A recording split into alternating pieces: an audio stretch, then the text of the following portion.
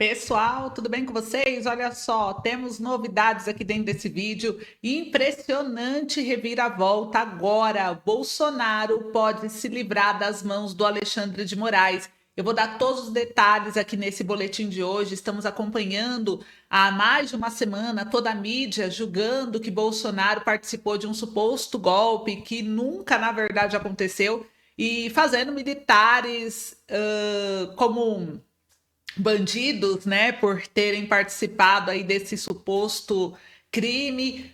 Tá muita notícia circulando na mídia a respeito desse assunto, mas até agora não apareceu nenhuma prova concreta do envolvimento do Bolsonaro de fato.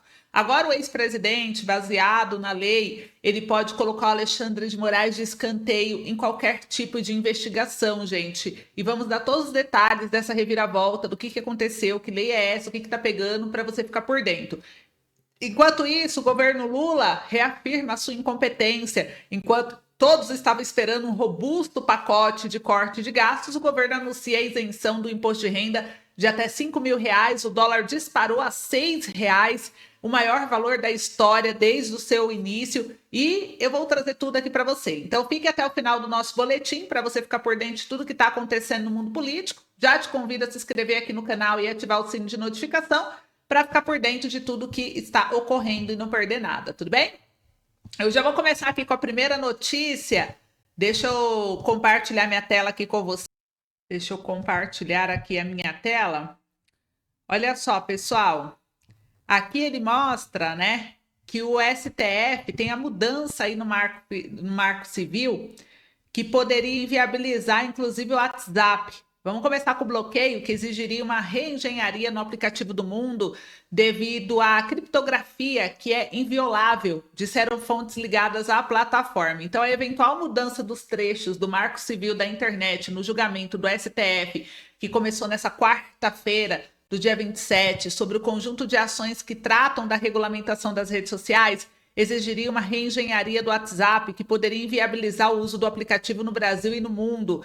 Essa avaliação foi feita à CNN em caráter reservado por fontes ligadas ao processo. O ponto central do julgamento está sendo a manutenção ou não do artigo 19 do Marco Civil, que determina que os provedores de aplicação apenas possam ser responsabilizados pelo conteúdo publicado por seus usuários se deixarem de removê-los após ordem judicial. Um dos casos que está sendo julgado no plenário do STF é sobre uma ação movida por partidos políticos contra uma decisão de bloqueio do WhatsApp por ter se recusado a fornecer dados de usuários. Essas fontes explicam que a criptografia é uma ferramenta de segurança que garante a privacidade das conversas e isso impede que terceiros tenham acesso, inclusive à própria provedora. Se a justiça decidir que a Meta será obrigada a fornecer dados mediante decisão judicial, isso exigiria que se desligasse o modelo atual e se criasse um novo, e isso poderia gerar um efeito cascata no mundo.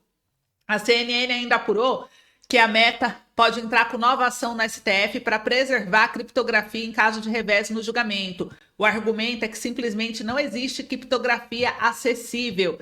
E o Comitê Gestor de Internet no Brasil teme que o julgamento de 3 casos de repercussão geral pelo STF sobre a responsabilização das redes sociais por conteúdo gerado por terceiros pode acabar levando as plataformas a promover a autocensura privada para evitar eventuais condenações ou indenizações impostas pela Justiça. A CNN, a coordenadora do comitê, Renata Mielei, defendeu a manutenção do artigo 19 do Marco Civil da Internet, que estabelece a responsabilidade das redes por conteúdo gerados por terceiros somente após decisão judicial. Sem esse artigo, as redes sociais e outras aplicações podem ser condenadas por juízes de primeira instância.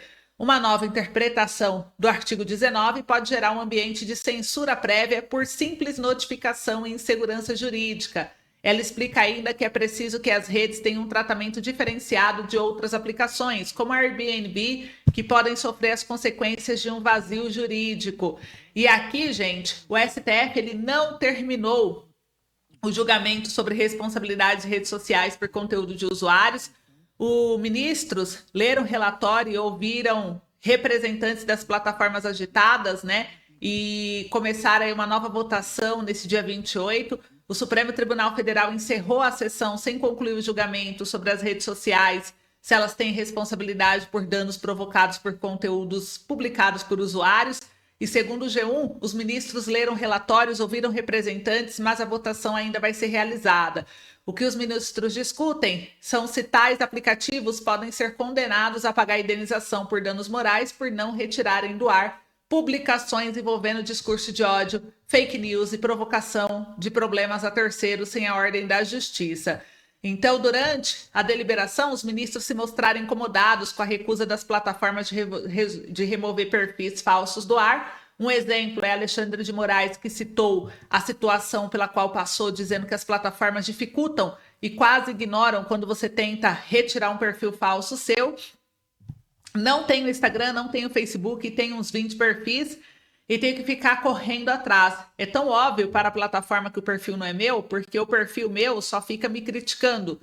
Seria algo surrealista. Então, essa questão é muito importante de ser discutida, porque não há boa vontade das plataformas em retirar, disse. Já Gilmar Mendes e Carmen Lúcia afirmaram ter passado situações similares.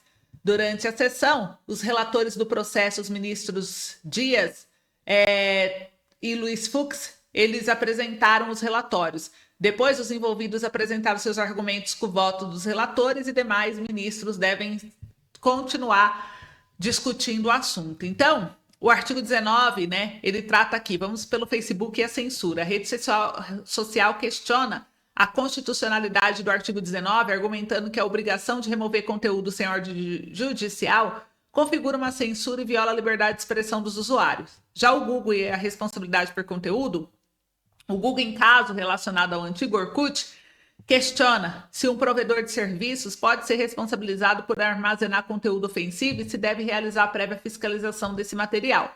Partido Cidadania e bloqueio de plataformas. O Partido Cidadania pede a proibição de decisões judiciais que suspendem o funcionamento da plataforma digital, argumentando que essas medidas violam a liberdade de comunicação. Então, gente, a decisão da STF terá impacto significativo no cenário digital brasileiro. Conforme o G1, se o artigo 19 for mantido em sua forma original, as plataformas continuarão a ter ampla proteção legal contra a responsabilidade por conteúdos gerados por terceiros.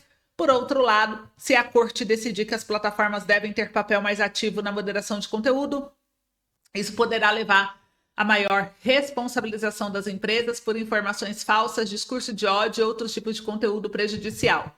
A questão em debate é complexa, envolve delicado equilíbrio entre liberdade de expressão e necessidade de combater a desinformação e o discurso de ódio de redes sociais. A decisão da STF terá repercussão não apenas no Brasil, mas em todo o mundo, uma vez que o país é um dos maiores mercados digitais do planeta. Então, se preparem que tem muita coisa rolando sobre isso. Enquanto isso, o Estadão publicou aqui que os Estados Unidos anunciou sanções a 21 aliados de Nicolás Maduro em resposta à repressão nas eleições. Funcionários de alto escalão sancionados incluem o chefe da agência penitenciária do país, o diretor de um serviço de inteligência e o ministro do gabinete de Maduro. Então, gente, os Estados Unidos começou aplicando sanção a aliados do ditador da Venezuela, Nicolás Maduro, acusando-os de terem liderado o que chamaram de repressão para que o chavista se declarasse fraudulentamente vencedor das eleições de julho. Os funcionários de segurança e de alto escalão sancionados pelo Departamento do Tesouro americano incluem o chefe da agência penitenciária do país, o diretor de um serviço de inteligência e o ministro de gabinete de Maduro. Eles se juntaram a uma lista de dezenas de venezuelanos já sancionados, que inclui o chefe do Tribunal Supremo do país, ministros e também promotores. Então, olha os Estados Unidos condenando até o STF de Maduro. Gente, na lista destacam-se aí os nomes, né? E além disso, o ministro do Gabinete de Presidência, o contra-almirante Aníbal Coronado, o ministro do Planejamento, Ricardo Menendez, e o do Serviço Penitenciário, Júlio Garcia, também foram alvo das sanções. O Departamento dos Estados Americanos ainda impôs restrições de vistos a indivíduos alinhados com Maduro. Quase 2.000 pessoas foram afetadas até o momento. As sanções implicam o bloqueio de propriedade e a suspensão de entrada nos Estados Unidos de atuais ou ex-funcionários do governo venezuelano, segundo o Tesouro. Esses indivíduos apoiaram e executaram as ordens de Maduro para reprimir a sociedade civil em seus esforços para se declarar fraudulentamente vencedor das eleições presidenciais da Venezuela do dia 28 de julho, afirma o Tesouro em um comunicado. Dessa forma, ignoram a vontade da esmagadora maioria dos eleitores venezuelanos que escolheram Edmundo González como seu próximo presidente. Na semana passada, o governo dos Estados Unidos reconheceu o candidato da oposição Edmundo González como presidente eleito. Maduro se declarou vencedor das eleições, mas nem ele nem seu governo apresentaram contagem de votos que sustentam sua alegação. O opositor está exilado na Espanha, mas afirmou que tomará posse como presidente em 10 de janeiro. Então, olha só a polêmica. Tem muita coisa rolando e os Estados Unidos não tá de brincadeira, gente. Então, é importante ver que isso pode servir para o próprio Brasil. Ainda que saiu no jornal Metrópolis, o governo detalha medidas de cortes de gastos, o que repercutiu bastante. O conjunto de medidas de revisão de gastos públicos vai gerar uma economia de 70 bilhões nos próximos 2 anos, segundo a Haddad. E o governo detalhou o conjunto de medidas para revisão de gastos públicos. O corte de despesas da União vai gerar uma economia de 70 bilhões de reais. O anúncio oficial das ações da equipe econômica do governo Lula ocorre após mais de um mês de pressão do mercado financeiro para a divulgação de planos concretos para a revisão de gastos no orçamento.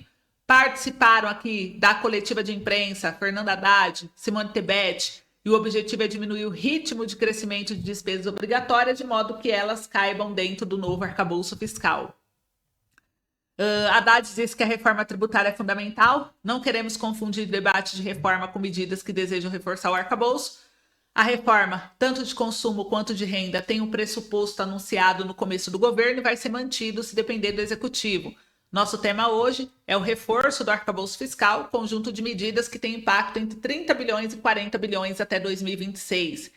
E Haddad também adiantou que o governo passará um pente fino nos programas sociais. Algumas coisas que funcionaram vão ser extrapoladas, como biometria e cadastramento. Vamos ter que passar a limpo num prazo menor do que anunciado em julho os cadastros dos grandes programas sociais.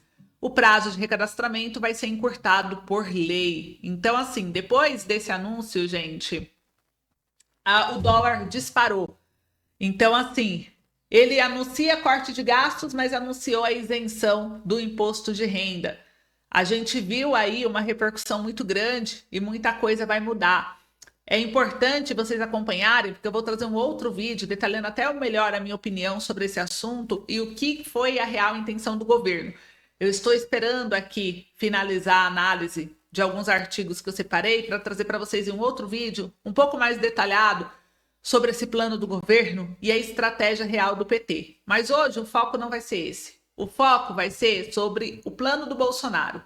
Flávio Bolsonaro defende anistia ampla e diz que o Alexandre de Moraes vai sofrer consequências por abusos. E a gente viu que as consequências estão vindo. Os Estados Unidos é um exemplo, né, que está aplicando sanção no México, no Canadá, na China. Agora vocês viram aí, né, apoiadores de Maduro. Então, assim, a gente sabe que essa farra que está no Brasil vai acabar em breve. E o senador Flávio Bolsonaro, ele falou após a divulgação da íntegra do relatório da Polícia Federal sobre a tentativa de golpe. O senador Flávio Bolsonaro disse que o pai, o ex-presidente Jair Bolsonaro, sofre perseguição política após a divulgação dos relatórios da Polícia Federal na íntegra. Flávio ainda afirmou que o ministro do STF, Alexandre de Moraes, descumpre leis e que será necessária uma anistia geral, inclusive para o magistrado. Ele fez um discurso em plenário do Senado e ele disse que essa perseguição contra Bolsonaro e contra a direita não começou em 2022, 2023 ou 2024. Começou muito antes, mas para ser breve aqui, o único caminho para alguma normalidade e para algum reequilíbrio entre os poderes é uma anistia, que tem que ser ampla, geral e restrita, disse o parlamentar. Estou cada vez mais convicto disso, que inclua inclusive o ministro Alexandre de Moraes, porque ele já deu vários exemplos de descumprir a lei do impeachment, no seu artigo 39, inciso 2º, que fala muito claramente, eu vou ler aqui para não falar errado, proferir julgamento quando por lei seja suspeito na causa. E o Flávio completou, o que começa errado não tem como terminar certo. Nunca vi ninguém que faz o que o Alexandre de Moraes está fazendo no mundo, que em determinado tempo não vá sofrer as consequências pelas ilegalidades, arbitrariedades e abusos que cometeu. O relatório de 884 páginas da Polícia Federal adicionou novas provas ao inquérito na suposta tentativa de golpe de Estado relatado pelo ministro Alexandre de Moraes. Foram indiciados pela polícia o ex-presidente Jair Bolsonaro e outras 36 pessoas. Uma das provas é uma agenda encontrada na casa do general Augusto Heleno, chefe do Gabinete de Segurança Institucional de Bolsonaro, contendo diretrizes sobre como disseminar ataques ao sistema eleitoral. Em uma agenda azul com uma logomarca de um banco público, Heleno alerta para a necessidade de estabelecer um discurso sobre urnas eletrônicas e votações e pontua: é válido continuar a criticar a urna eletrônica. A Polícia Federal identificou ainda um plano golpista chamado de Operação 142 na mesa de um assessor do general Braga Neto, ex-ministro da Defesa e da Casa Civil do governo de Bolsonaro, na sede do PL. Segundo as investigações, o documento mostra que Braga Neto e seu entorno tinham clara intenção golpista, com o objetivo de subverter o Estado Democrático de Direito. Então, gerou toda essa repercussão aqui, gente. E olha só, a ação de Bolsonaro para barrar Moraes começará a ser julgada pelo STF no dia 6. Então, a defesa do ex-presidente pede que o ministro do Supremo seja impedido de julgar o caso sobre suposta tentativa de golpe. E isso daqui pode ser uma carta na manga para o Bolsonaro, porque olha só, a partir do dia 6 de dezembro, o STF irá analisar um pedido de defesa do ex-presidente Jair Bolsonaro contra o ministro da Corte, Alexandre de Moraes. O julgamento no plenário irá até o dia 13. Os ministros irão avaliar os argumentos de que Moraes deveria ser impedido de seguir como relator do inquérito que apura uma suposta tentativa de golpe de Estado e a abolição do Estado Democrático de Direito. No plenário virtual, os ministros apenas depositam seus votos no sistema do STF, sem discussão no plenário. A ação sobre o pedido da defesa de Moraes tem relatoria do presidente do STF, Luiz Roberto Barroso. Em fevereiro, quando os advogados de Bolsonaro apresentaram seus argumentos, Barroso rejeitou a ação. Para os defensores do ex-presidente, Moraes seria parte de uma narrativa que o coloca no papel de vítima central na investigação. O recurso cita trechos de inquérito da Polícia Federal que falam sobre o monitoramento da agenda e a localização do ministro. O argumento da defesa é de que a manutenção de Moraes gera o risco de parcialidade do processo. Então, a gente vai acompanhar, porque vocês viram que está ficando sem saída e não dá mais para continuar desse jeito, né, gente? Então, vamos ver o que vai acontecer. O Bolsonaro tem esse plano aí. Vamos ver o que o STF vai tomar de decisão e eu volto para trazer para vocês. Então é isso, um beijo, se cuidem, até o próximo vídeo.